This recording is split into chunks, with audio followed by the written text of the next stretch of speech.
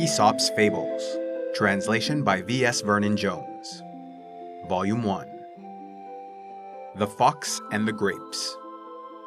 A hungry fox saw some fine bunches of grapes hanging from a vine that was trained along a high trellis, and did his best to reach them by jumping as high as he could into the air. But it was all in vain, for they were just out of reach, so he gave up trying and walked away with an air of dignity and unconcern, remarking, "I thought those grapes were ripe, but I see now they are quite sour." It is easy to belittle what you cannot have. The Goose That Laid the Golden Eggs. A man and his wife had the good fortune to possess a goose which laid a golden egg every day. Lucky though they were, they soon began to think they were not getting rich fast enough, and, imagining the bird must be made of gold inside, they decided to kill it in order to secure the whole store of precious metal at once. But when they cut it open, they found it was just like any other goose. Thus, they neither got rich all at once as they had hoped, nor enjoyed any longer the daily addition to their wealth. Much wants more and loses all. The Cat and the Mice. There was once a house that was overrun with mice. A cat heard of this and said to herself, "That's the place for me." And off she went and took up her quarters in the house and caught the mice one by one and ate them. At last, the mice could stand it no longer, and they determined to take to their holes and stay there. "That's awkward," said the cat to herself. "The only thing to do is coax them out by a trick." So she considered a while, and then climbed up the wall and let herself hang down by her hind legs from a peg and pretended to be dead. By and by, a mouse peeped out and saw the cat hanging there. "Aha!" it cried. "You're very clever, madam, no doubt. But you may turn yourself into a bag of meal hanging there if you like, yet you won't catch us coming anywhere near you." If you are wise, you won't be deceived by the innocent airs of those whom you have once found to be dangerous. The Mischievous Dog. There was once a dog who used to snap at people and bite them without any provocation, and who was a great nuisance to everyone who came to his master's house. So his master fastened a bell round his neck to warn people of his presence. The dog was very proud of the bell and strutted about, tinkling it with immense satisfaction. But an old dog came up and said, "The fewer airs you give yourself, the better, my friend. You don't think, do you, that your bell was given you as a reward of merit? On the contrary, it is a badge of disgrace." Notoriety is often mistaken for fame. The Charcoal Burner and the Fuller. There was once a charcoal burner who lived and worked by himself. A fuller, however, happened to come and settle in the same neighborhood, and the charcoal burner, having made his acquaintance and finding he was an agreeable sort of fellow, asked him if he would come and share his house. "We shall get to know each other better that way," he said, "and beside, our household expenses will be diminished." The fuller thanked him, but replied, "I couldn't think of it, sir. Why, everything I take such pains to whiten would be blackened in no time by your charcoal." Like will draw like. The Mice in Council. Once upon a time, all the mice met together in council and discussed the best means of securing themselves against the attacks of the cat. After several suggestions had been debated, a mouse of some standing and experience got up and said, "I think I have hit upon a plan which will ensure our safety in the future, provided you approve and carry it out. It is that we should fasten a bell round the neck of our enemy the cat, which will by its tinkling warn us of her approach."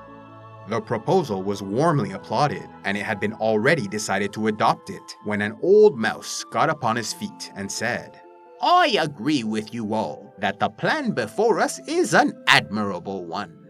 But may I ask, who is going to bell the cat?" Let those who propose be willing to perform. The Bat and the Weasels. A bat fell to the ground and was caught by a weasel and was just going to be killed and eaten when it begged to be let go. The weasel said he couldn't do that because he was an enemy of all birds on principle. "Oh, but," said the bat, "I'm not a bird at all. I'm a mouse."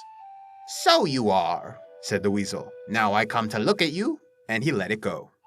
Sometime after, the bat was caught in just the same way by another weasel, and, as before, begged for its life. "No," said the weasel. "I never let a mouse go by any chance." "But I'm not a mouse," said the bat. "I'm a bird." "Why, so you are," said the weasel, and he too let the bat go. Look and see which way the wind blows before you commit yourself. The Dog and the Sow. A dog and a sow were arguing, and each claimed that its own young ones were finer than those of any other animal. The dog said that she had the easiest delivery of all the four-footed animals. "Well," said the sow at last, "mine can see at any rate when they come into the world, but yours are born blind." Judge not by speed, but outcome. The Fox and the Crow. A crow was sitting on a branch of a tree with a piece of cheese in her beak when a fox observed her and set his wits to work to discover some way of getting the cheese. Standing under the tree, he looked up and said, "What a noble bird I see above me! Her beauty is without equal, the hue of her plumage exquisite. If only her voice is as sweet as her looks are fair, she ought without doubt to be the queen of the birds." The crow was hugely flattered by this, and just to show the fox that she could sing, she gave a loud caw. Down came the cheese, of course, and the fox, snatching it up, said, "You have a voice, madam, I see. What you want is wits." Flatterers live at the expense of those who listen to them. The Horse and the Groom. There was once a groom who used to spend long hours clipping and combing the horse of which he had charge, but who daily stole a portion of his allowance of oats and sold it for his own profit. The horse gradually got into worse and worse condition, and at last cried to the groom, "If you really want me to look sleek and well, you must comb me less and feed me more." If you wish to do a service, do it right. The Wolf and the Lamb. A wolf came upon a lamb straying from the flock and felt some compunction about taking the life of so helpless a creature without some plausible excuse. So he cast about for a grievance and said at last, "Last year, sir, you grossly insulted me." "That is impossible, sir," bleated the lamb, "for I wasn't born then." "Well," retorted the wolf, "you feed in my pastures." "That cannot be," replied the lamb, "for I have never yet tasted grass." "You drink from my spring, then," continued the wolf. "Indeed, sir," said the poor lamb, "I have never yet drunk anything but my mother's milk." "Well, anyhow," said the wolf, "I'm not going without my dinner," and he sprang upon the lamb and devoured it without more ado. It is useless for the innocent to speak reason to a tyrant, for they can always find an excuse for their tyranny. The Peacock and the Crane. A peacock taunted a crane with the dullness of her plumage. "Look at my brilliant colors," said she, "and see how much finer they are than your poor feathers." "I am not denying," replied the crane, "that yours are far more beautiful than mine. But when it comes to flying, I can soar into the clouds, whereas you are confined to the earth like any dunghill bird." Fine feathers don't make fine birds, for it is better to be useful than beautiful. The Cat and the Birds. A cat heard that the birds in an aviary were ailing, so he got himself up as a doctor and, taking with him a set of instruments proper to his profession, presented himself at the door and inquired after the health of the birds.